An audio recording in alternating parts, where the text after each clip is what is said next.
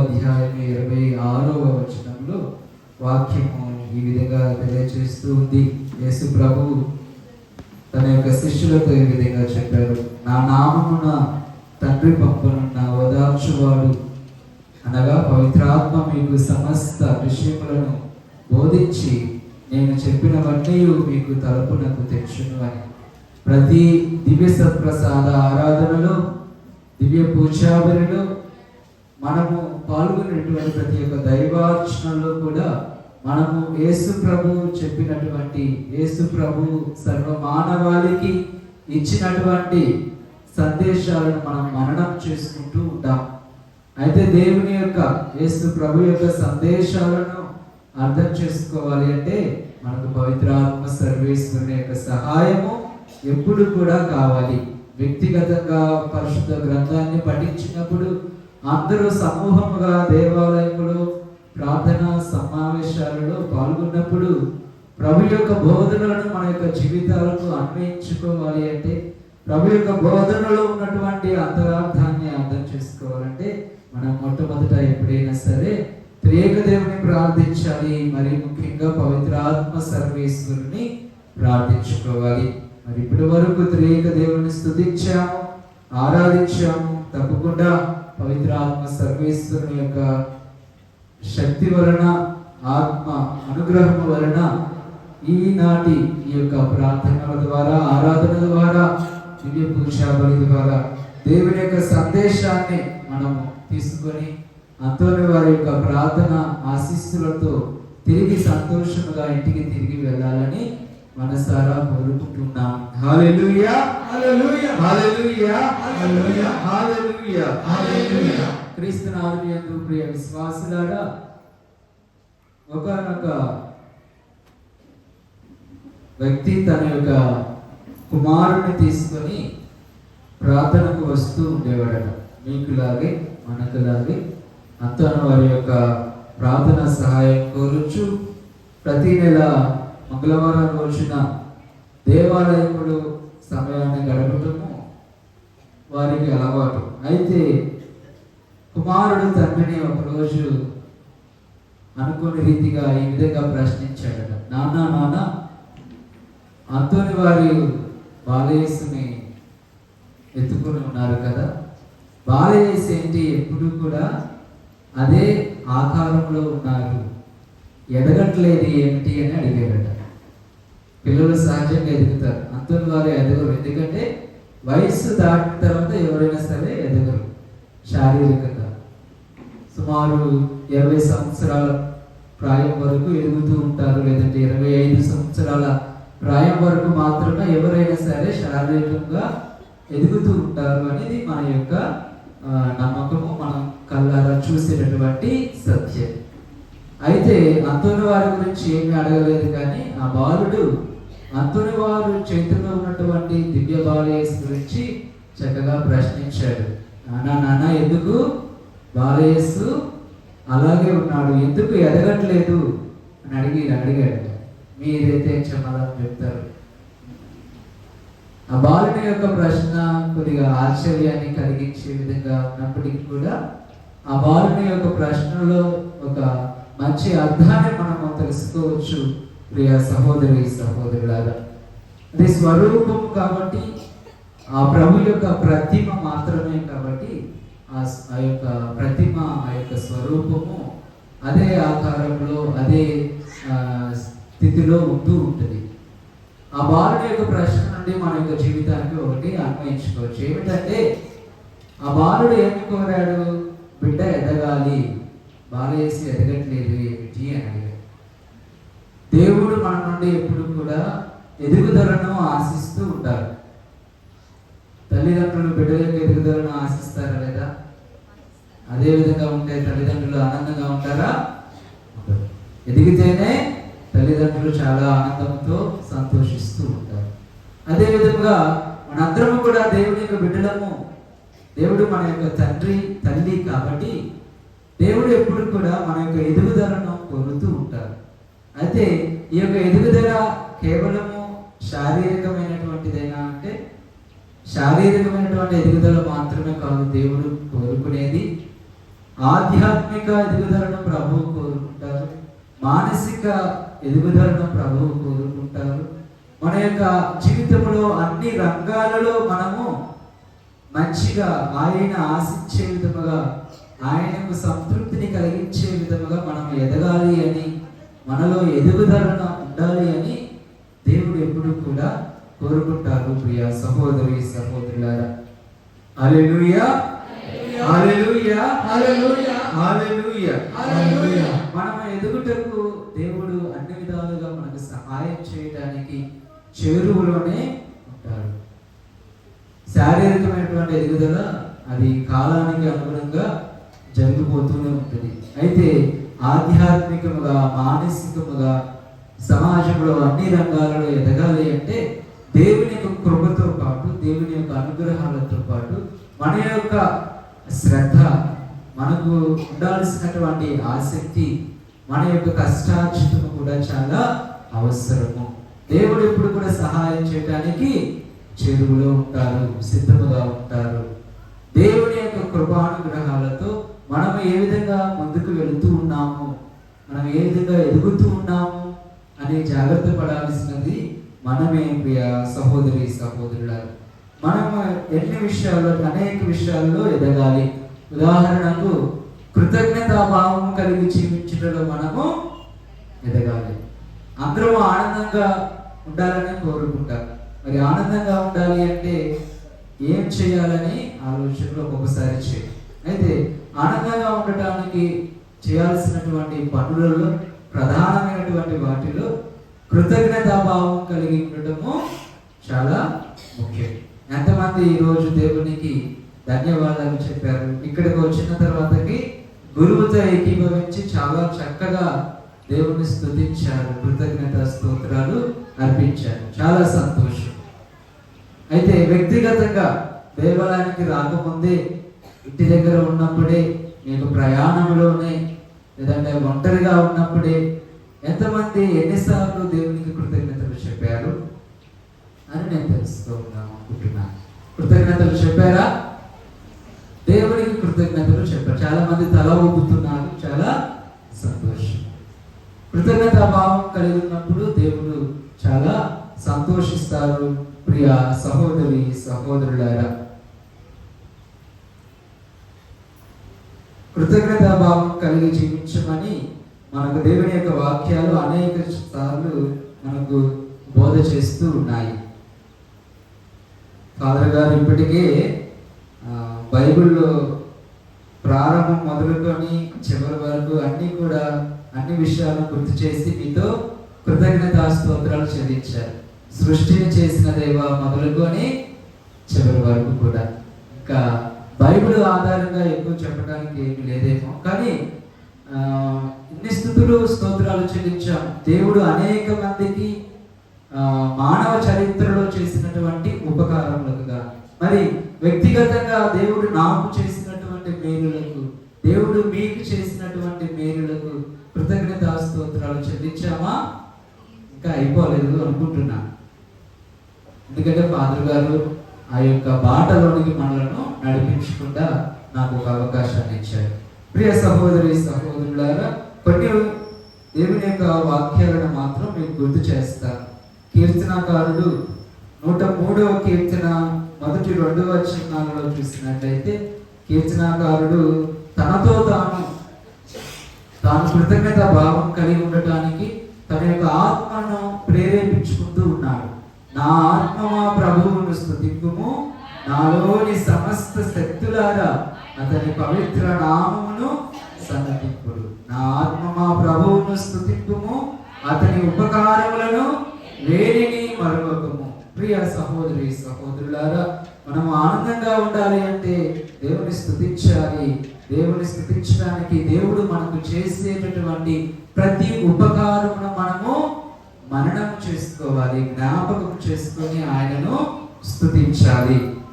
ఒకనొక స్త్రీ గురువు తన యొక్క ఇంటిని సందర్శించినప్పుడు ఈ విధంగా బదులు పలికిందంట. ఫాదర్ గారి యొక్క ప్రశ్నలు, ఫాదర్ గారు చాలా ప్రశ్నలు అడిగారట కుటుంబం యొక్క పరిస్థితిని గురించి.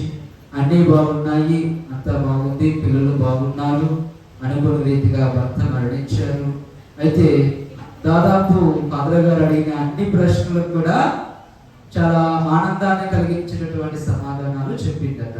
మరి ఇంతగా మీ కుటుంబం చాలా బాగుంది, మరి దేవాలయానికి ఎందుకు అంతగా రారు మీరు, నువ్వు ఎందుకు అంతగా ఆసక్తి చూపించరు, ఎక్కువ చూడను కదా అని తిరిగి గురువు ప్రశ్నించినప్పుడు ఆమె అప్పటి వరకు చెప్పినటువంటి మంచి సమాధానాలతో పాటు ఆమె అనుభవిస్తున్నటువంటి వేదనను, బాధలను, కష్టాలను, జీవిత సవాళ్ళను, ఇతరుల ద్వారా ఆమె పొందినటువంటి బాధలను చెప్తూ, ఇన్ని సమస్యల మధ్య ఇంత బాధాకరమైనటువంటి శోధనకరమైనటువంటి లోకములో నేను జీవించలేకపోతున్నాను, దేవుడు నిజంగా ఉంటే నన్ను ఎందుకు ఇన్ని కష్టాల పాలు చేస్తారు, అందుకే నాకు దేవాలయానికి రావడానికి ఆసక్తి లేదు అన్న విధంగా బదులు పలికిందట.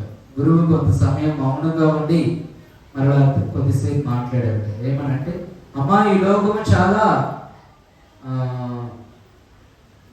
భయంకరంగా ఉంది, శోధనమయమైనటువంటిది, చాలా ఇబ్బందులు కలిగిస్తూ ఉంది. ఎక్కడికి వెళ్ళినా సరే స్వార్థమే, ఎక్కడికి వెళ్ళినా సరే ఆటంకాలే, చాలా కష్టంగా ఉంది జీవితం అని చెప్తున్నావు. అవన్నీ నిజమే. అయితే ఇన్ని కష్టాల మధ్య, ఇన్ని శోధనల మధ్య, స్వార్థంతో కూడినటువంటి వారి మధ్య దేవుడు నిన్ను నడిపిస్తూ ఉన్నారు, నీకు ఆరోగ్యాన్ని ఇస్తూ ఉన్నారు, నీ యొక్క బిడ్డలను సక్రమంగా పెంచుకోవడానికి కావలసినటువంటి వివేకాన్ని, సహనాన్ని, ఆర్థిక వనరులను సంపాదించుకోవడానికి ప్రభువు నిన్ను దీవిస్తూ ఉన్నారు కదా, కనీసం దానికైనా సరే నీవు కృతజ్ఞత భావం కలిగి ఉండాలి అని చెప్పినప్పుడు ఆమెలో ఎంతగానో కనువింపు కలిగి ఇదిగో దేవాలయానికి రావటము, దేవుని పట్ల కృతజ్ఞతా భావం కలిగి జీవించటము చేసిందట. ప్రియ సహోదరి సహోదరులారా, ప్రతి ఒక్కరికి కూడా కష్టాలు, బాధలు ఉంటాయి, అదేవిధంగా సుఖాలు కూడా ఉంటాయి. అనేక సార్లు మన యొక్క కష్టాలను, బాధలను, చేరుకోలేనటువంటి జీవిత సవాళ్ళను చూసి కృంగిపోతూ ఉంటాము. ఆ విధంగా ఉండకూడదు. ఎన్ని సమస్యల మధ్య, ఎన్ని ఒడిదుడుకుల మధ్య ప్రభువు మనలను నిలబెడుతూ ఉన్నారు, ముందుకు నడిపిస్తూ ఉన్నారు అంటే ఆయన సజీవ దేవుడు, మనల్ని ప్రేమించేవాడు, మనల్ని గౌరవించేవాడు, మనమంటే ఎంతో శ్రద్ధ చూపేవాడు. కాబట్టి ఆయన చేసేటటువంటి ఉపకారములను మనం ఎప్పుడు కూడా మరువకూడదు. ప్రియ సహోదరి సహోదరులారా, అదేవిధంగా 77వ కీర్తనలో 11వ వచనము ఈ విధంగా తెలియజేస్తుంది. కీర్తనాకారుడు అంటూ ఉన్నాడు, ప్రభువు, నేను నీ మహాకార్యములను స్మరించుకొందును, పూర్వము నీవు చేసిన అద్భుతములను జ్ఞప్తికి తెచ్చుకొందును. మన యొక్క జీవిత మూలాలను చూసుకుంటే మనకు అర్థమవుతుంది మనల్ని దేవుడు ఏ విధంగా ముందుకు నడిపించుకుంటూ వస్తూ ఉన్నారు. మన యొక్క జీవిత మూలాలను చూసుకుంటే తెలిసింది మనం ఏ విధంగా ఈ రోజున ఈ స్థితిలో ఉన్నామో, దేవుడు మనకు ఎంతగా ఉపకారాలు చేస్తూ వచ్చారో మనం గ్రహించగలము. ప్రియ సహోదరి సహోదరులారా, కాబట్టి ఆ ప్రభువు యొక్క మేలులను మనము జ్ఞాపకం చేసుకోవాలి, కృతజ్ఞత స్తోత్రములు చెల్లించాలి. అదే విధంగా 104వ కీర్తన 33వ వచనంలో ఈ విధంగా వాక్యం తెలియజేస్తుంది, నా జీవిత కాలమెల్లా ప్రభువుపై నేను కీర్తనలు పాడేదను, నేను బ్రతికి ఉన్నంత కాలము అతని స్తుతులు పాడేదను. హల్లెలూయా, హల్లెలూయా, హల్లెలూయా, హల్లెలూయా, హల్లెలూయా. మరొకసారి దేవుడు మన యొక్క జీవితంలో, గడిచిన కాలంలో దేవుడు మన యొక్క జీవితంలో వ్యక్తిగతంగా నాకు, నీకు, కుటుంబ సభ్యులకు చేసినటువంటి ఉపకారములను, మేలులను తలంచుతూ స్తోత్రం చెల్లిద్దుము అనేటటువంటి గీతాన్ని మనసారా స్వరములను ఎత్తి కరతాళ ధ్వనులతో హృదయాంతరంగం నుండి ప్రభువుని స్తుతించుదామా? దేవుని యొక్క మేలులను పొందుదాం. అందరూ చప్పట్లు కొడుతూ ప్రభువుని స్తుతించుదాం.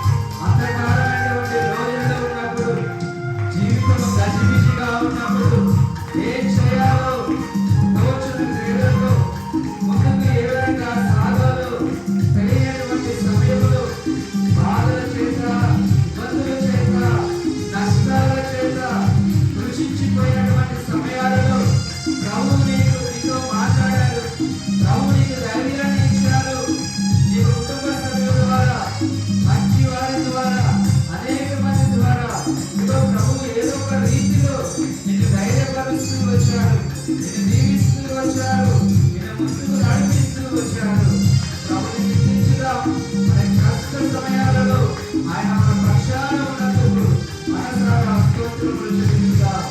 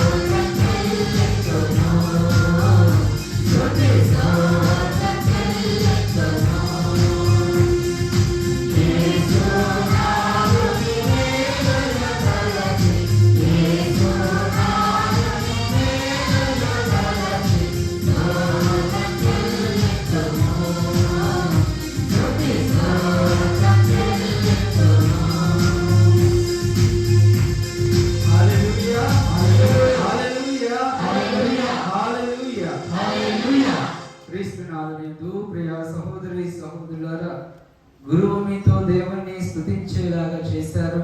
అదే విధముగా నేను కూడా మీకు ఒకసారి పిలుపునిచ్చి దేవుని మరొకసారి ఒక స్తుతి గీతం ద్వారా ఆరాధనలు కృతజ్ఞత స్తోత్రములు చెల్లించాము. ఎందుకు అంటే దేవునికి మనం జీవితాంతము కృతజ్ఞత స్తోత్రములు చెల్లించిన అది తక్కువే. ఆయన స్తుతులకు యోగ్యుడు. కాబట్టి మనము దేవునిలో ఎదగాలి అంటే, జీవితంలో ఆనందంగా ఉండాలి అంటే కృతజ్ఞత భావం కలిగి ఉండాలి. ఆ కృతజ్ఞత భావం మొట్టమొదట దేవుని పట్ల ఉండాలి. ఎందుకంటే స్వార్థము లేనటువంటి ప్రేమను, మలినము లేనటువంటి స్నేహాన్ని ప్రభు మనకు దయచేస్తూ ఉంటారు. ఆయన ప్రేమ, ఆయన యొక్క ఆదరణ, ఆయన యొక్క మంచితనము గొప్పవి. కాబట్టి మొట్టమొదట మనం ఎప్పుడు కూడా దేవుని పట్ల కృతజ్ఞతాభావం కలిగి ఉండాలి. అదేవిధంగా మన యొక్క కుటుంబ సభ్యుల పట్ల మనము ఈ రోజున ఈ విధంగా ఉండటానికి సహాయపడినటువంటి మంచి హృదయం గల ప్రతి వారి పట్ల మనము కృతజ్ఞతాభావం కలిగి ఉన్నప్పుడు మన యొక్క జీవిత విధానములో ఎదుగుదల ఉంటుంది. కృతజ్ఞతా భావము లేనప్పుడు మనలో ఎదుగుదల ఉండదు. కాబట్టి మనం అనుదినము ఎదగాలి అంటే కృతజ్ఞతా భావం కలిగి ఉండాలి. దేవుని మనం స్తుతించాలి, దేవుని మనం సంతోషపరచాలి అంటే మనం ఎప్పుడు కూడా కృతజ్ఞతా భావం కలిగి ఉండాలి. లేని వాటి కోసము కాదు, కోల్పోయినటువంటి వాటి కోసము కాదు, ఉన్నదాన్ని చూసి దేవుడు దయచేసిన దాన్ని బట్టి, దేవుడు వసిగేటటువంటి అనుగ్రహాలను బట్టి, దేవుడు ఇచ్చేటటువంటి ఓదార్పును బట్టి మనము కృతజ్ఞతా భావం కలిగి ఉండాలి. ప్రియ సహోదరి సహోదరులారా, మరి మన యొక్క జీవితంలో ఎదగటానికి, మనలో ఎదుగుదల ఎప్పుడు కూడా ఉండాలి అంటే మరొక అంశాన్ని మీ ముందు ఉంచుతాను. పౌలు గారు కొరింథీయులకు రాసినటువంటి మొదటి లేఖ 9వ అధ్యాయంలో మనం ఈనాటి దైవాచన పఠనాన్ని మనం చదవబోతూ ఉంటాము. ఆ పఠనం నుంచి ఒక 2-3 వాక్యాలను మనము ధ్యానించుదాం. పౌలు గారు కొరింథీయులకు తన యొక్క సువార్త పరిచర్యను గురించి చెబుతూ 24వ వచనం నుండి చూద్దాం. పరుగు పందెమున అందరూ పరిగెత్తుదురు, కానీ వారిలో ఒక్కడు మాత్రమే బహుమతిని గెలుచుకున్నాను. ఇది మీకు అందరికీ తెలియను కదా. కావున బహుమతిని అందుకొనున్నట్లు పరుగెత్తుడు. పోటీలో పాల్గొననున్న క్రీడాకారుడు తన్ను తాను కఠిన శిక్షకు లోబరుచుకొనును. అశాశ్వతమగు కిరీటమునకై వారు ఆ విధముగా చేయుదురు, కానీ శాశ్వతమగు దానికై మనము ఆ విధముగా చేయుదము. కనుక గమ్యము లేకుండా నేను పరుగిడటలేదు, గాలిలో వృద్ధులాట వలె నేను పోరాడటలేదు. ఇతరులకు బోధించిన పిదప నేను భ్రష్టుడను కాకుండాకై నా శరీరమును నలుగగొట్టుకొనొచ్చు అదుపులో ఉంచుకుందును. హల్లెలూయా, హల్లెలూయా, హల్లెలూయా, హల్లెలూయా, హల్లెలూయా. సహోదరి సహోదరులారా, చదవబడినటువంటి ఈ యొక్క 4 వచనాలను కొంతసేపు ధ్యానం చేద్దాము. పౌలు గారు తన యొక్క హృదయ పరివర్తన చెందటకు ముందు చాలా ఒక ధ్యేయముతో ఆయన జీవించారు, పోరాటాలు చేశారు. ఏమిటి?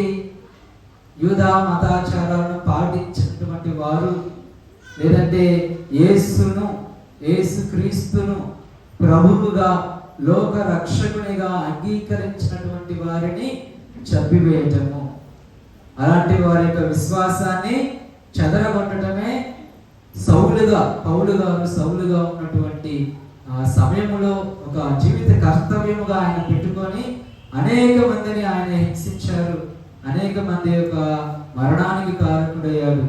అయితే యేసు ప్రభు పునరుత్థాన క్రీస్తు ప్రభు ఎప్పుడైతే ఆయనను పిలుచుకున్నారో, ఎప్పుడైతే తనకు దర్శనం ఇచ్చారో, పౌలు గారిలో పరివర్తన జరిగినది. ఆయన మారు మనసు పొందారు. ఆయన యొక్క పాత జీవితకాల ధ్యేయాన్ని ఆయన మానుకున్నారు. గత జీవితాన్ని మర్చిపోయి యేసు ప్రభు ద్వారా, యేసు ప్రభువునందు ఆయన ఒక నిర్దిష్టమైనటువంటి ఒక మంచి జీవిత లక్ష్యాన్ని, గమ్యాన్ని పెట్టుకున్నారు. దాని కొరకు ఆయన యొక్క జీవితాన్ని పణంగా పెట్టారు.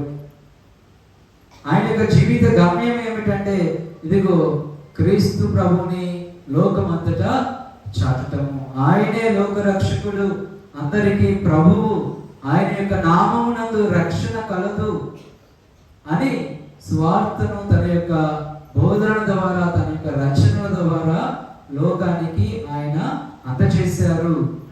ఆయన జీవితంలో చాలా బలమైనటువంటి జీవిత లక్ష్యాన్ని పెట్టుకొని దాన్ని చేరుకోవడానికి ఆయన ఎంతో కష్టపడ్డారు, పరుగులు తీశారు.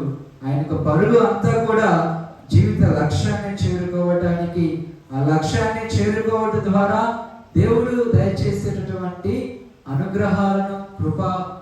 అనుగ్రహాలకు యోగ్యుడం అవటము. ప్రియ సహోదరి సహోదరులారా, మనలో ఎదుగుదల ఉండాలి అంటే మన యొక్క జీవితంలో జీవిత గమ్యాన్ని పెట్టుకొని మనం ఎప్పుడు కూడా ముందుకు సాగాలి. మన జీవిత లక్ష్యం ఏమిటి అని ఎప్పుడు కూడా మనము మన యొక్క దృష్టిలో ఉంచుకొని దాన్ని చేరుకోవడానికి, దాన్ని సాధించడానికి అన్ని విధాలుగా మనం కష్టపడినప్పుడు దేవుని యొక్క కృప మనపై ఎప్పుడు కూడా ఉంటుంది. థామస్ అక్వినస్ గారు ఏమంటారంటే, ఎవరైతే జీవితం బాగుపడడానికి, పరిశుద్ధంగా జీవించడానికి, జీవితంలో ఉన్నత స్థాయిని చేరడానికి తమకు తాము కష్టపడుతూ ఉంటారో, తమకు తాము సహాయం చేసుకుంటూ ఉంటారో, వారికి దేవుని కృప మెండుగా ఉంటుంది అని ఆయన చెప్పారు. ఎవరైతే జీవిత లక్ష్యాలను పెట్టుకొని దాన్ని సాధించడానికి కష్టపడతారో వారి పట్ల దేవుని యొక్క కనికరము అపారంగా ఉంటుంది అని ఆయన యొక్క జీవిత అనుభవం ద్వారా చక్కటి మాట చెప్పారు. కాబట్టి ప్రియ సహోదరి సహోదరులారా, అనేక సార్లు గొప్పవారము అవ్వాలని కోరుకుంటాము, మంచి లక్ష్యాలను పెట్టుకుంటాము, కానీ వాటిని చేరుకోవడానికి, సాధించడానికి కష్టపడము, సోమరిపోతుల్లాగా ఉంటూ ఉంటాం. ఆ విధంగా ఉంటే మనము మన యొక్క జీవిత లక్ష్యాలను చేరుకో. ఇక్కడ యువతి యువకులు చాలా మంది ఉన్నారు, కాలేజీ నుంచి వచ్చినటువంటి వారు. మీరు మీ యొక్క జీవితంలో అందరూ కూడా జీవిత లక్ష్యాలు ఉండాలి, అందరికి కూడా వాటిని చేరుకోవడానికి కష్టపడాలి. ఆ కష్టపడే సమయంలో దేవుని కృప ఉంటుంది. కష్టపడేటువంటి మనస్తత్వం లేనప్పుడు ఇదిగో దేవుడు కూడా ఏమి కూడా చేయలేరు, ఏమి కూడా చేయటానికి అవకాశం ఉంటుంది. కాబట్టి ప్రియ సహోదరి సహోదరులాగా మన జీవిత గమ్యం ఏమిటో మనం ఇప్పుడు కూడా ఒక అవగాహన కలిగి ఉండాలి, అర్థం చేసుకొని ఉండాలి. ఆ యొక్క జీవిత గమ్యాన్ని చేరుకోవడానికి కష్టపడాలి. ఈ రోజుల్లో మన యొక్క జీవిత విధానాలను గమనిస్తే కొంతమంది జీవితము కేవలము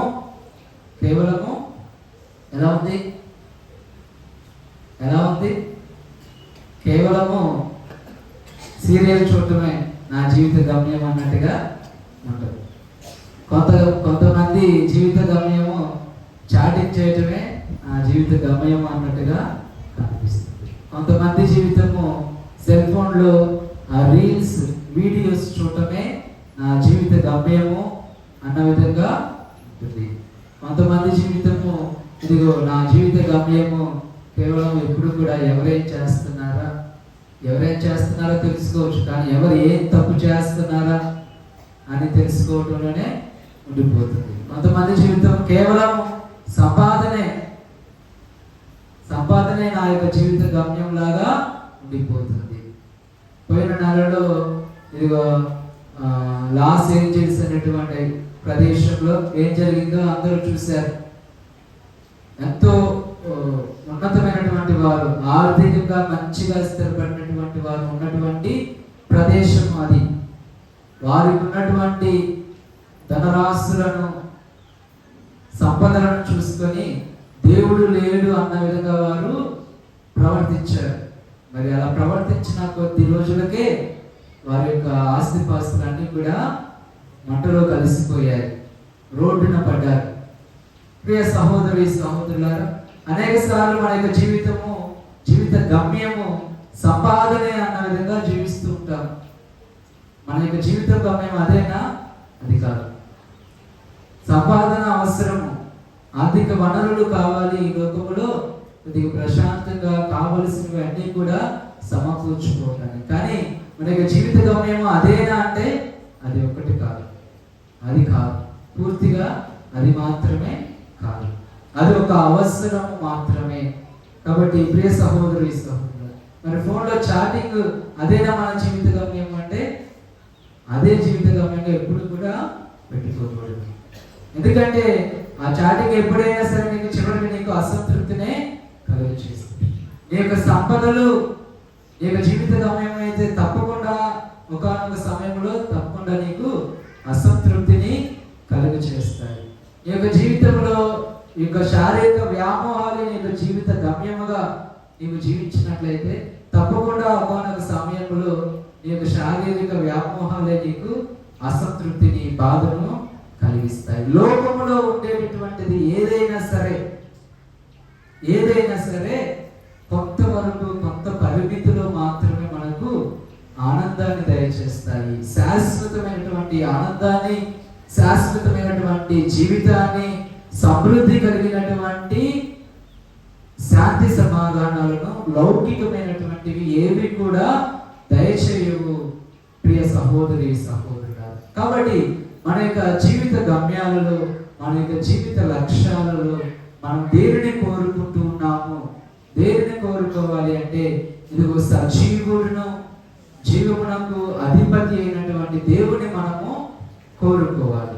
థోమస్ అక్వినాస్ అనేటువంటి పునీతుడు చాలా మంచి రచనలు రాశాడంట.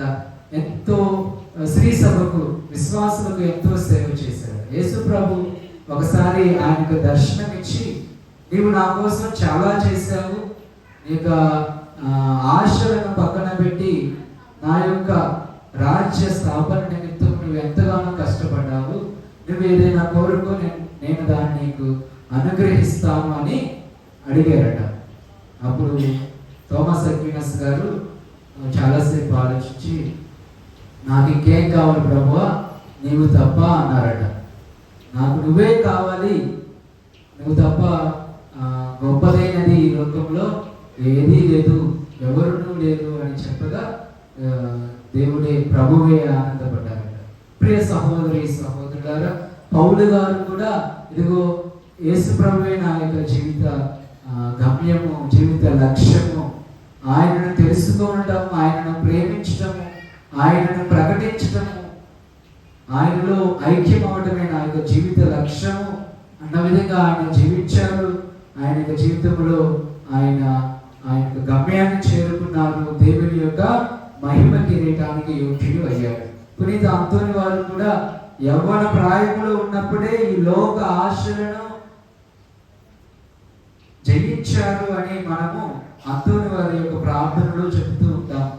ఈ లోక ఆశలను ఆయన జయించారు అని, దేవుని అంటి పెట్టుకొని జీవించారు అని మనము ఆలోచిస్తూ ఉంటాము. ఎందుకు ఆయనను ఆ విధంగా యవ్వన ప్రాయంలోనే లోక ఆశలను జయించారట, వద్దు అనుకున్నారట. ఎందుకు అంటే తన యొక్క తల్లి యొక్క ప్రేరణ వలన. ఆయన అంతోని వారు విద్యలో చాలా ఆరితేరి ఉన్నారట, విద్యను బాగా అభ్యసించారట.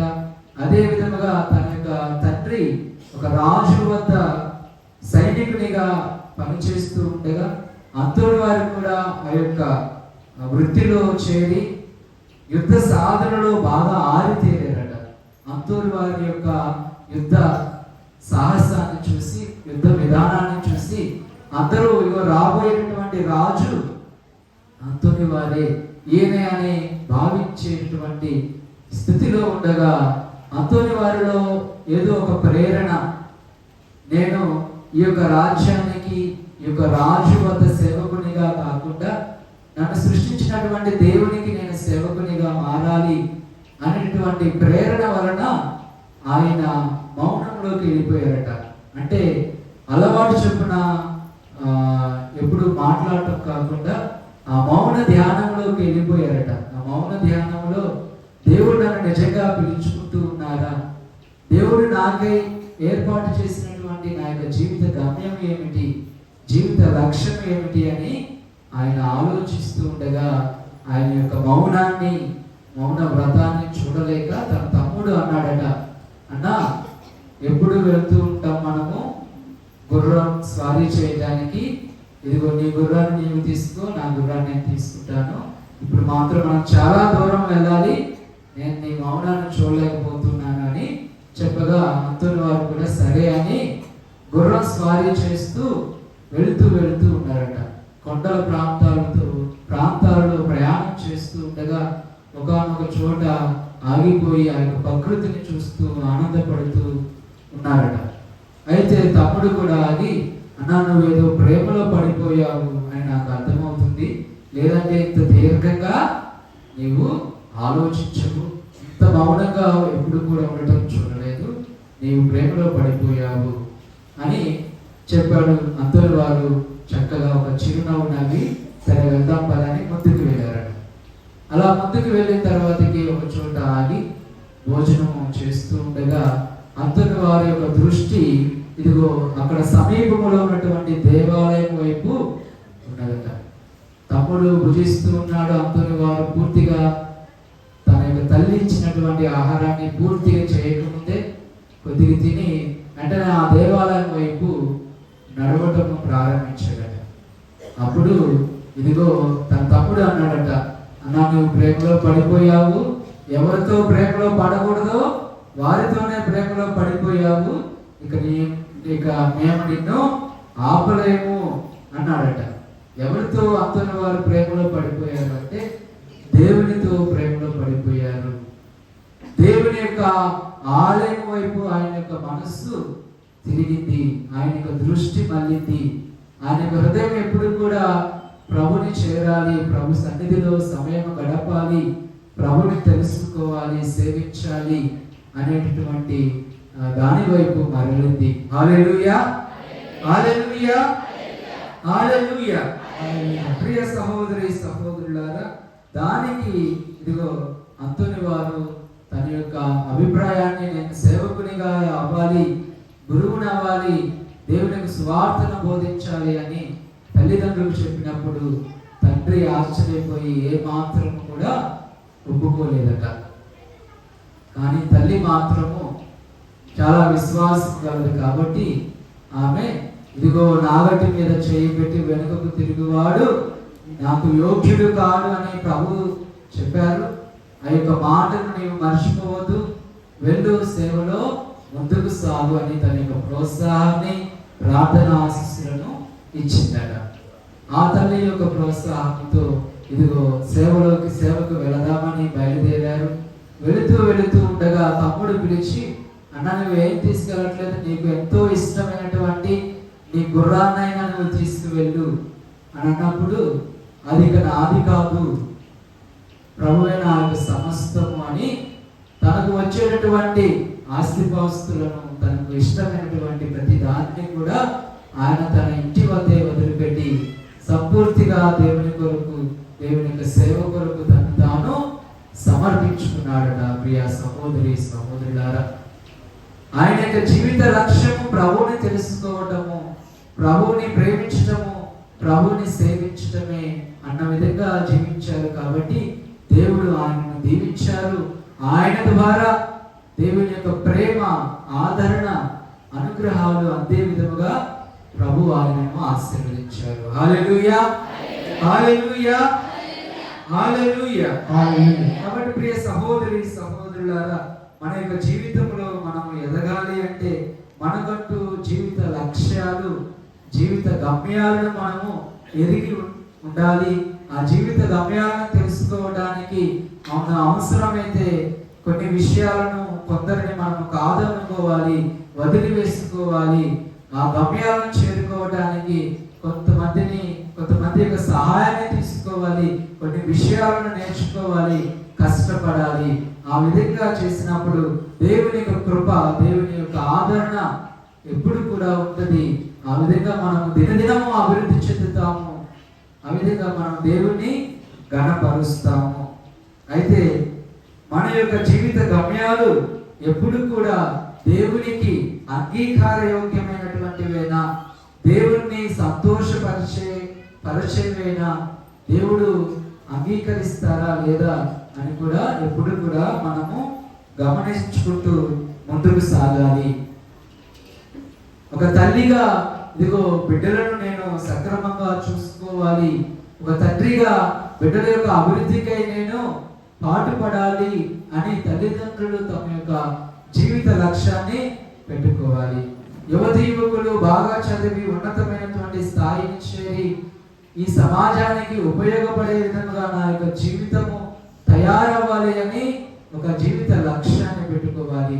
మంచి మంచి జీవిత గమ్యాలతో మనం ముందుకు సాగితే ప్రియ సహోదరి సహోదరులారా, దేవుడు తప్పకుండా మనకు సహాయపడతారు, తోడుగా ఉంటారు, మనల్ని ముందుకు నడిపిస్తారు.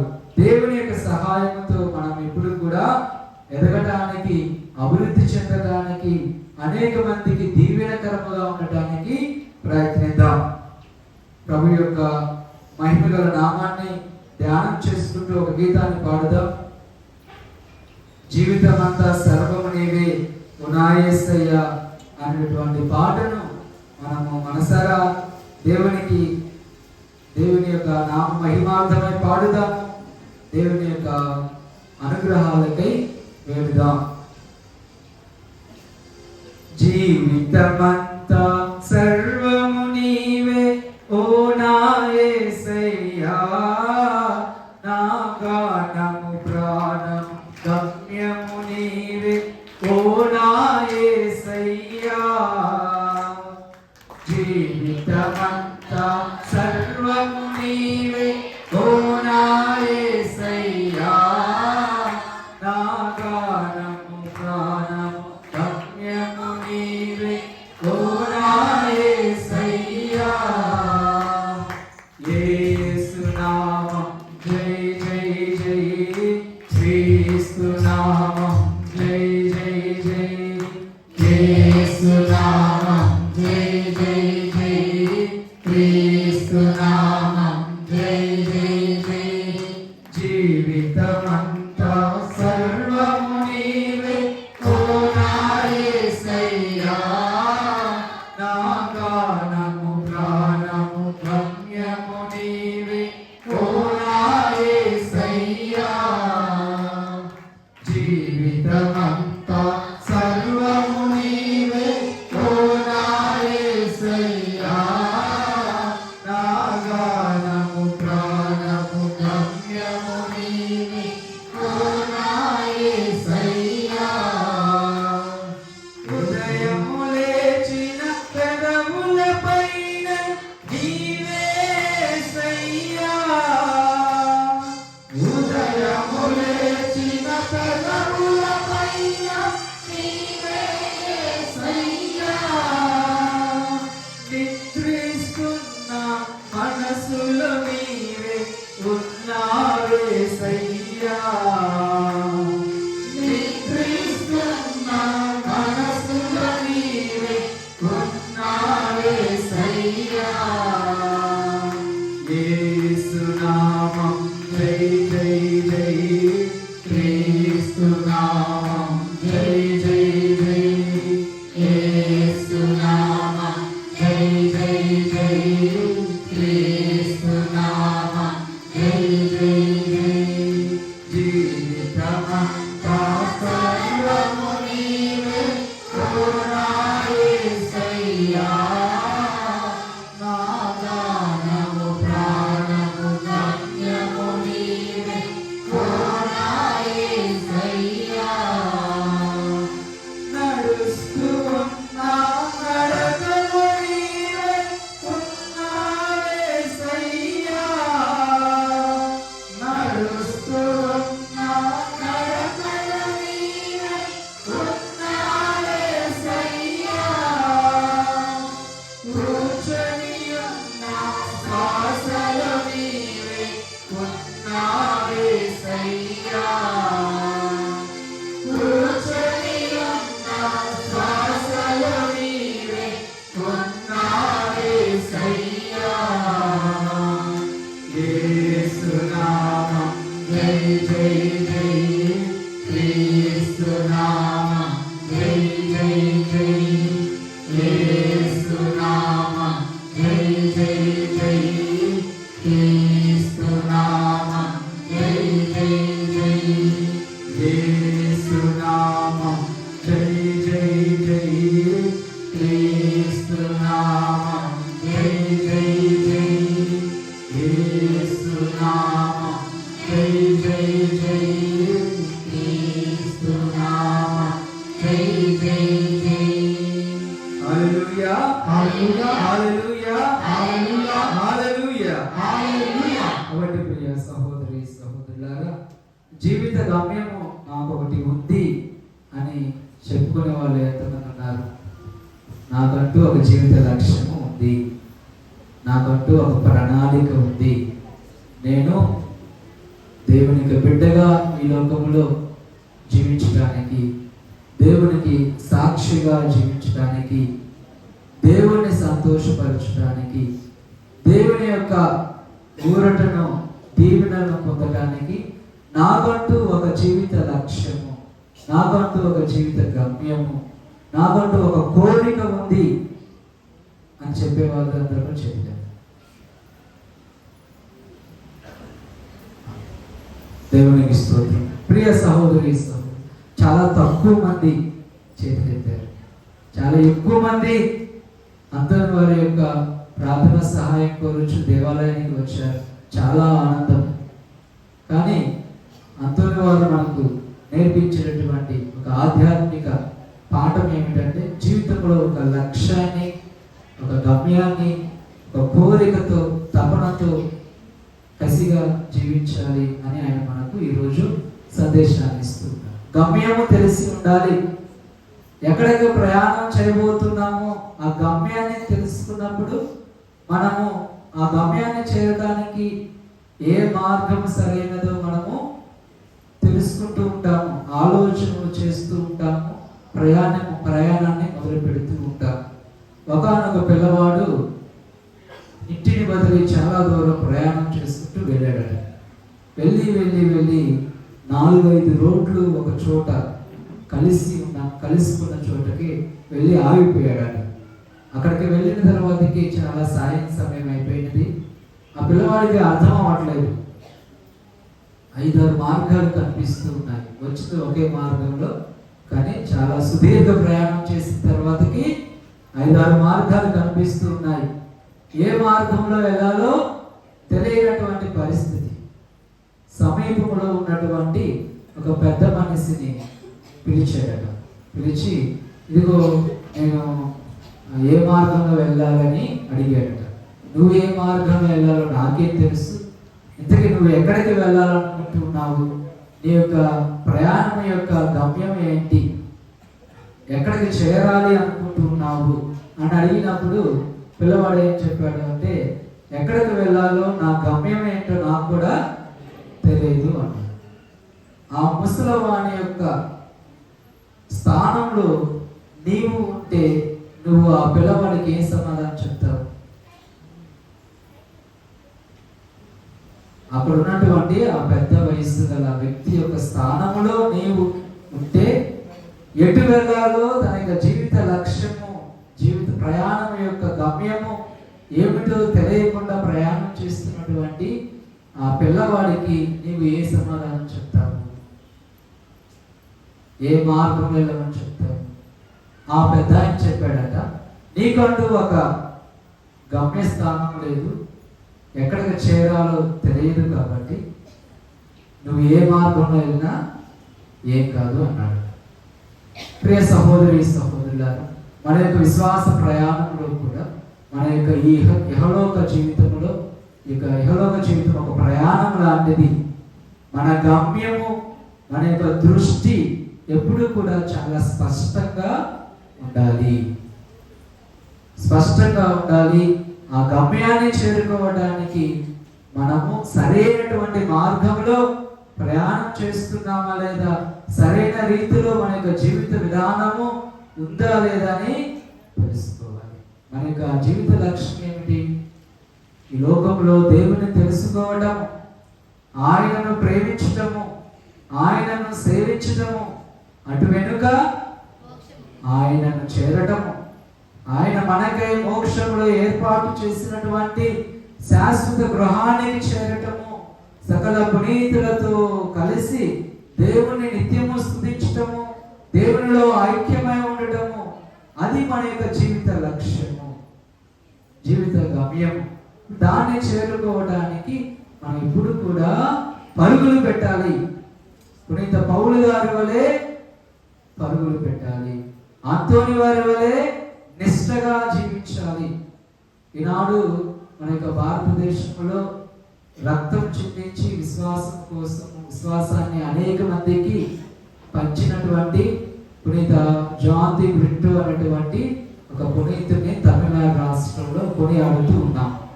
ఆ పునీతుడు కూడా వేరే దేశానికి చెందినటువంటి వ్యక్తి. పోర్చుగల్ ప్రాంతంలో జన్మించాడు. పోర్చుగల్ ప్రాంతానికి చెందినటువంటి వాడు. ఆయన యుక్త వయసులో ఉండగా భారతదేశం గురించి విన్నాడు. అనేక మతాల వారు ఉంటారు అని విని, ఇదిగో నేను భారతదేశానికి వెళ్ళాలి, అక్కడ యేసు ప్రభు గురించి బోధన చేయాలి, అక్కడ నా యొక్క జీవితము ముగియాలని అని కోరుకున్నాడట. కోరుకొని ఆయన కోరిక మేరకు గురువైన తర్వాతకి తమిళనాడు రాష్ట్రంలో ఒక ప్రాంతానికి వచ్చి అక్కడ అనేక మందికి సేవలు చేసి ఇదిగో అందరినీ విశ్వాసం తీసుకువచ్చేటటువంటి క్రమంలో గిట్టనటువంటి వారు ఆయనను వేద సాక్షి మరణానికి గురి చేశారు. ఏదేమైనా సరే ఆయన యొక్క రక్తము ప్రోక్షణ ద్వారా, ఆయన యొక్క బలమైనటువంటి విశ్వాసం ద్వారా అనేక మంది ఈ రోజున ఆ ప్రాంతంలో ప్రభువుని అంగీకరించారు, జ్ఞానస్థానంలో పొందారు, ప్రభుని ఆరాధిస్తూ ఉన్నారు, క్రైస్తవులుగా మారారు, ప్రభువుకి సాక్షులుగా ఈ లోకంలో జీవిస్తూ ఉన్నారు. ప్రియ సహోదరి సహోదరులారా, మన యొక్క జీవిత గమ్యాన్ని మనం ఎప్పుడు కూడా మన యొక్క దృష్టిలో, మన యొక్క హృదయంలో భద్రపరుచుకొని ఉండాలి. మన యొక్క గమ్యము మనకు తెలిసి ఉన్నప్పుడు మనము శోధనలో పడిపోము. యేసు ప్రభువుని సైతానుడు అనేక రకాలుగా శోధించాడట, కానీ యేసు ప్రభు తల వంచారా? ఎందుకు తల వంచలేదు? ఆయన ఎందుకు వంచలేదంటే యేసు ప్రభువుకి తెలుసు తన యొక్క జీవిత గమ్యము. ఆయన ఈ లోకంలో ఎందుకు పుట్టాడో, ఏ విధంగా జీవించాలో, ఏ విధంగా మరణించి లోకానికి ఒక రక్షకునిగా మారాలో ఆయనకు స్పష్టంగా తెలుసు. కాబట్టి ఆయన ఏ శోధనకు లొంగిపోలేదు, ఏ లౌకికమైనటువంటి ఆశలకు ఆయన అవకాశాన్ని ఇవ్వలేదు. మన యొక్క జీవితంలో అనేక సార్లు మంచి ఉద్దేశాలతో ముందుకు వెళ్తూ ఉంటాము, కానీ వెంటనే పడిపోతూ ఉంటాము. ఎవరిని తిట్టకూడదు అంటామో చాలా తొందరలో తిట్టేస్తూ ఉంటాము. ఎవరి మీద కోపపడకూడదు అనుకుంటాము లేదా వెంటనే ఎవరో ఒకరి మీద కోపడుతూ ఉంటాము. అనవసరంగా సమయాన్ని వృధా చేయకూడదు అనుకుంటాము. ఎప్పుడైతే అనుకుంటామో ఆ సమయంలో మరింత ఎక్కువ సమయాన్ని వృధా చేసుకుంటూ ఉంటాము. అనేక మంచి పనులు చేయాలి అనుకుంటాము, దేవుని యొక్క పరిశుద్ధ గ్రంథాన్ని పఠించాలి అని అనుకుంటాము. కొద్ది సమయము, కొద్ది రోజులు వాక్యాన్ని పఠించగానే దాన్ని మానవేస్తూ ఉంటాం. ఎందుకు అంత బలహీన పడిపోతూ ఉన్నాము అంటే మన యొక్క జీవిత లక్ష్యము, గమ్యము, దేవుడు నేను ఈ లోకంలో ఎందుకు పుట్టాను, దేవుడు నన్ను ఎందుకు ఈ లోకంలో ఫలానా కుటుంబంలో జన్మించేలాగా చేశారు, ఎందుకు నన్ను ప్రభు ఈ కుటుంబానికి నడిపించారు, నేను ఏ విధంగా జీవించాలని దేవుడు కోరుకుంటూ ఉన్నారు, నేను ఏ విధంగా జీవిస్తే దేవుని యొక్క బహుమానాన్ని, దేవుని యొక్క దీవెనలను పొందగలను అనేటువంటి విషయాలను మనం మర్చిపోతూ ఉన్నాము. కాబట్టి వెంటనే బలహీనులమైపోతూ ఉన్నాము. కాబట్టి మన యొక్క జీవిత లక్ష్యాలను, పరిశుద్ధత అనేటువంటిది ఒక జీవిత లక్ష్యముగా ఉండాలి, ఆనందము అనేటువంటిది ఒక జీవిత లక్ష్యముగా ఉండాలి, సోదర ప్రేమ అనేటువంటిది ఒక జీవిత లక్ష్యముగా ఉండాలి, దేవ భయము అనేటటువంటిది ఒక జీవిత లక్ష్యముగా ఉండాలి. నా యొక్క సంఘస్థులకు, నా యొక్క సమాజానికి నేను ఒక దీవెనకరంగా ఉండాలి, నాకున్నటువంటి కళలను, నాకున్నటువంటి నైపుణ్యాలను ఇతరులకు ఉపయోగపడే విధముగా నేను జీవించాలి అనేటటువంటిది ఒక జీవిత లక్ష్యముగా ఉండాలి. నేను అనేక మందికి మంచి చేయకపోయినా సరే, కొందరికైనా, నా కుటుంబ సభ్యులకైనా నేను మంచిని చేసే విధంగా నా యొక్క జీవితం ఉండాలి అనేటటువంటిది ఒక జీవిత లక్ష్యముగా ఉండాలి. నేను కనీసం నా యొక్క తల్లిదండ్రులనైనా గౌరవించాలి, నా తల్లిదండ్రులనైనా ఆనందపరచాలి, నా కుటుంబ సభ్యులనైనా నేను వారి యొక్క పేరుకు తగిన విధంగా నేను జీవించాలి, వారికి గౌరవాన్ని కలిగించే విధంగానైనా నేను జీవించాలి అనేటువంటిది ఒక జీవిత లక్ష్యముగా ఉండాలి. నా యొక్క బలహీనతలను మానుకొని దేవుని యొక్క సహాయముతో నేను ఎక్కడైనా సరే మంచి చేసుకుంటూ, మంచిని ఆలోచిస్తూ, మంచి మాట్లాడుతూ నా యొక్క జీవితాన్ని ముగించుకోవాలి అనేటటువంటిది ఒక జీవిత లక్ష్యముగా ఉండాలి. ఈ విధంగా మంచి లక్ష్యాలను, జీవిత గమ్యాలను పెట్టుకున్నప్పుడు ప్రియ సహోదరి సహోదరులారా, దేవుని యొక్క తోడు, కృపానుగ్రహాలు మనపై ఏ విధంగా ఉంటాయి? మెండుగా ఉంటాయి, చాలా అద్భుత రీతిగా ఉంటాయి. అంతోని వారి యొక్క ప్రార్థన సహాయం కోరచ్చు. ఇక దివ్య బలి పూజలో, ఇక ఆరాధన ముగింపు ప్రార్థనలో అడుగుదాం. మనం ఎప్పుడు కూడా ఎదగాలి, అభివృద్ధి చెందాలి. ఆ ఎదుగుదల, అభివృద్ధి, కృతజ్ఞత భావము కలిగి జీవించడం ద్వారా మంచి జీవిత లక్ష్యాలను పెట్టుకొని వాటిని చేరుటకు కష్టపడుతూ ద్వారా మన యొక్క ఎదుగుదల ఉండాలి అని ప్రార్థించుదాం. అందరూ నిలుచుందాం.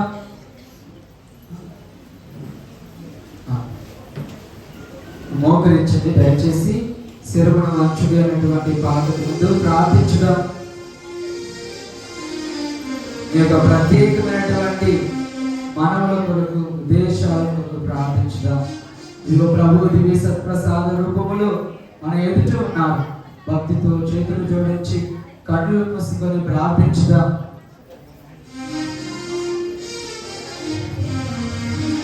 నా సృష్టికర్తలైన పరలోకపు తండ్రి, యేసు పవిత్ర నామమున యేసు ప్రభువుతో ఏకీభవిస్తూ ఆ ప్రభు యొక్క సహాయంతో పవిత్రాత్మ సర్వేశ్వరుని యొక్క ప్రేరణతో ఇదిగో నా యొక్క మనములను, నా యొక్క జీవితాన్ని, నా యొక్క జీవిత లక్ష్యాలను, నా యొక్క బలహీనతలను, నా యొక్క సమస్యలను, నా యొక్క జీవిత సవాళ్ళను అన్నింటినీ కూడా మీ యొక్క పాదాల చుట్టూ సమర్పిస్తూ ఉన్నాను. ప్రభువా, ప్రేమతో నన్ను అంగీకరించు. నా యొక్క బలహీనతల యందు ప్రభువా నన్ను బలపరచు. శోధనలు ఎదుర్కొంటున్నటువంటి సమయంలో ప్రభువా నీ యొక్క నామాన్ని స్మరణ చేసుకుంటూ ఈ యొక్క దీవెనల కొరకే అర్థిస్తూ ప్రభువా నా యొక్క శోధనలకు నేను లొంగిపోకుండా, శోధనలకు నేను నో చెప్పే విధముగా, శోధనలు అంగీకరించకుండా ప్రభువా స్థిరమైనటువంటి మనస్తత్వముతో ముందుకు సాగే విధంగా దీవించండి అని ప్రార్థించుతాం. అనారోగ్యంతో బాధపడుచున్నారు తండ్రి, అనారోగ్యాలను దీవించండి, వారిని తాకండి, స్వస్థపరచండి ప్రభువా. అనేక మంది స్వస్థతలను దయచేసిన పరమ వైద్యుడవు ప్రభువా. నీవు అనారోగ్యంతో వచ్చినటువంటి వారందరినీ కూడా ప్రభువా తాకండి, స్వస్థపరచండి ప్రభువా. నీవే నిజమైనటువంటి మా పరమ వైద్యుడవు అనేటువంటి సత్యాన్ని మేము గ్రహించే విధముగా ప్రభువా మా యొక్క జీవితాలలో అద్భుతాలు చేయండి ప్రభువా. శారీరకంగా మాత్రమే కాదు, మానసికంగా ప్రభువా ఎన్నో రోగాలతో ఉన్నాము, ఎంతో బలహీన పడిపోయి ఉన్నాము తండ్రి. మానసిక ఆరోగ్యం సరిగా లేక ప్రభువా ఆందోళనలో కూరుకొని ఉన్నాము ప్రభువా. మా యొక్క మానసిక ఆరోగ్యాన్ని కుదురుపరచండి, మానసికంగా ఉన్నటువంటి భారాన్ని తీసివేయండి, మా యొక్క మనస్సులను ప్రభువా శాంతింపచేయండి. మానసికంగా ఆలోచనల ద్వారా ప్రభువా విచారిస్తున్నటువంటి ప్రభువా ప్రతి ఒక్క విచారాన్ని, ప్రతి ఒక్క సమస్యను మీకు బాధలు సమర్పిస్తూ ఉన్నాము. మాకు విడుదలను దయచేయండి, ఉన్నదాంతో సంతృప్తిగా జీవించినటువంటి మనస్సును దయచేయండి. నీవు చేసినటువంటి మేలులను, నీవు ఇచ్చినటువంటి అనుగ్రహాలకు గాను సంతృప్తిగా జీవించినటువంటి బుద్ధిని మాకు దయచేయండి ప్రభువా. మా యొక్క తల్లిదండ్రులు మా నుండి ఎంతో ఆశిస్తూ ఉన్నారు, ఉన్నతంగా జీవించాలి అని. దేవునికి, వారికి, కుటుంబానికి చెడ్డ పేరు రాకుండా మంచి బిడ్డలుగా ఎదగాలని కోరుతూ ఉన్నారు ప్రభువా. మా యొక్క చదువుల్లో, ఈ యొక్క బిడ్డల చదువుల్లో తోడుగా ఉండండి. వివేకముతో ముందుకు సాగే విధముగా ప్రేరణ ఇవ్వండి. విద్యలోను, తోటి వారిని గౌరవించుటలోను, తోటి వారితో సరైనటువంటి ఆరోగ్యకరమైనటువంటి సంబంధాలను ఏర్పరచుకున్నట్లను అందరినీ కూడా దీవించండి. ఈనాడు కూడా ఈ యొక్క లోకం యొక్క వ్యామోహాలకు లొంగిపోకుండా ప్రభువా అందరినీ కూడా దీవించండి ప్రభువా. ఎన్నోసార్లు నిన్ను ప్రేమించాలి అని, నీ యొక్క వాక్యానికి అనుగుణంగా జీవించాలని, నీ యొక్క దీవెనలకు యోగ్యం అవ్వాలని కోరుతూ ఉన్నప్పటికీ కూడా బలహీన పడిపోతూ ఉన్నాము, శోధనలో పడిపోతూ ఉన్నాము, పరిశుద్ధంగా జీవించలేకపోతున్నాము, నీ యొక్క నామానికి అపకీర్తిని తెస్తూ ఉన్నాము, తోటి వారిని ఇబ్బందులు పెడుతూ ఉన్నాము ప్రభు. అటువంటి జీవిత విధానం నుండి మమ్మలను విముక్తులను చేయండి, మాకు స్వస్థతను దయచేయండి. మీ యొక్క ఆత్మశక్తితో అందరినీ కూడా బలపరచండి ప్రభు. ఈ లోకములో నీకు సాక్షులుగా జీవింప మీ యొక్క ఆత్మశక్తిని అందరికీ దయచేయండి ప్రభు. ఆర్థిక సమస్యలను తీసివేయండి, ఆర్థిక సమస్యలను ఎదుర్కోవడానికి ప్రభువా మేము చేసేటువంటి పనిలో మీరు తోడుగా ఉండండి. పడిన కష్టానికి తగిన ఆర్థిక ఫలాలను దయచేయండి. కుటుంబాన్ని చక్కపరుచుకున్నట్టుకు ప్రభువా అన్ని విధాలుగా సహాయపడండి. ప్రభువా మమ్మలను మా యొక్క ప్రార్థన సహాయం కోరినటువంటి వారిని, ప్రమాదాలలో ఉన్నటువంటి వారిని, నీకు కృప అవసరమై ఉన్నటువంటి వారందరినీ కూడా దీవించండి. యేసు పవిత్ర నామమున మేలులను చేయమని బ్రతిమాలుచున్నాము. పాదువాపురి అంతోని వారి యొక్క ప్రార్థన సహాయము, పరిశుద్ధ మరియ తల్లి జోజప్ప గారి యొక్క ప్రార్థన సహాయము మేము ఎప్పుడు కూడా కోరుకుంటూ వారి యొక్క సహాయ సహకారాలతో ప్రభువా మేము నిన్ను తెలుసుకునే విధముగా, నీ యొక్క సన్నిధికి వచ్చే విధముగా, నిన్ను ఆరాధించే విధముగా, నీ యొక్క చిత్తమేదో మేము తెలుసుకొని నీవు మాకై ఏర్పాటు చేసినటువంటి ప్రణాళికలను మా యొక్క జీవిత లక్ష్యముగా పెట్టుకొని ప్రభువా ఆ యొక్క జీవిత లక్ష్యాలను చేరుకోవడానికి, జీవిత గమ్యాలను చేరుకోవడానికి మేము సరైనటువంటి మార్గాలను ఎంచుకుంటూ ముందుకు సాగే విధముగా, అనుకూల సమయంలో ప్రభువా మేము ఫలించే విధముగా మమ్మల్ని దీవించమని ఈ మనవులను మా ప్రభువైన యేసుక్రీస్తు అతి శ్రేష్టమైన నామమున ప్రార్థించుచున్నాము తండ్రి. ఆమేన్. హల్లెలూయా హల్లెలూయా హల్లెలూయా హల్లెలూయా హల్లెలూయా హల్లెలూయా హల్లెలూయా హల్లెలూయా హల్లెలూయా హల్లెలూయా. యేసు నామమున ప్రభువు మీకు ఆరోగ్యమును దయచేయుదురుగాక. ఆమేన్. యేసు పవిత్ర నామమున మీ యొక్క అనారోగ్యాలను ప్రభువు స్వస్థపరచుదురుగాక. ఆమేన్. యేసు పవిత్ర నామమున గర్భములో ఫలించినవి ఫలించునుగాక. ఆమేన్. యేసు పవిత్ర నామమున ఆందోళనలో ఉన్నటువంటి వారు మంచి జ్ఞానమును పొంది ఊరటను పొందుదురుగాక. ఆమేన్. యేసు పవిత్ర నామమున సరైనటువంటి ఉద్యోగం కోసం ఎదురు చూస్తున్నటువంటి వారికి ప్రభు మంచి ఉద్యోగాలను ఏర్పాటు చేయుదురుగాక. ఆమేన్. యేసు పవిత్ర నామమున ఎవరైతే ఒంటరిగా భావిస్తూ ఉన్నారో, జీవితం ఒంటరిగా ఉన్నది అని బాధలో ఉన్నారో, ప్రభు వారికి ఊరటను ధైర్యమును దయచేయుదురుగాక. ఆమేన్. యేసు పవిత్ర నామమున చదువుకోవడానికి ఇబ్బందులు పడుతున్నటువంటి బిడ్డలకు ప్రభు సహాయాన్ని అందజేయుదురుగాక. యేసు పవిత్ర నామమున వివిధ సేవలను ప్రజలకు అందిస్తున్నటువంటి వారిని ప్రభు దీవింతురుగాక. యేసు పవిత్ర నామమున పెద్ద వయసులో ఉన్నటువంటి వారికి అనుదిన ఆహారము, శాంతి సమాధానము, బిడ్డల యొక్క ప్రేమ అందునుగాక. ఆమేన్. యేసు పవిత్ర నామమున ప్రభు మీ యొక్క కోరికలను అంగీకరించి సకాలంలో మీకు మేలులను దయచేయుదురుగాక. ఆమేన్. యేసు పవిత్ర నామమున ప్రభు మిమ్ములను, మీ కుటుంబ సభ్యులను, బంధుమిత్రాదులను, స్నేహితురాండ్రులను, శ్రేయోభిలాషులందరినీ కూడా దీవింతురుగాక. ఆమేన్. హల్లెలూయా హల్లెలూయా హల్లెలూయా హల్లెలూయా హల్లెలూయా. హల్లెలూయా.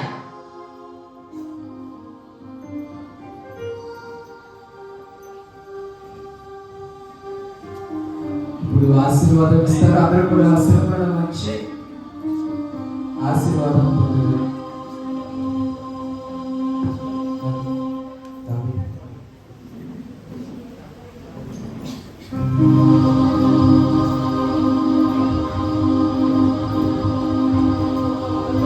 అందరూ నిల్చోండి. దివ్య సత్ప్రసాద ప్రభువుని మీ మధ్యకు తీసుకువస్తుండగా మీ యొక్క చేతులను జోడించండి, లేదంటే మోకరించండి. చక్కగా మోకరించి దయచేసి ఏ లైన్లో వారు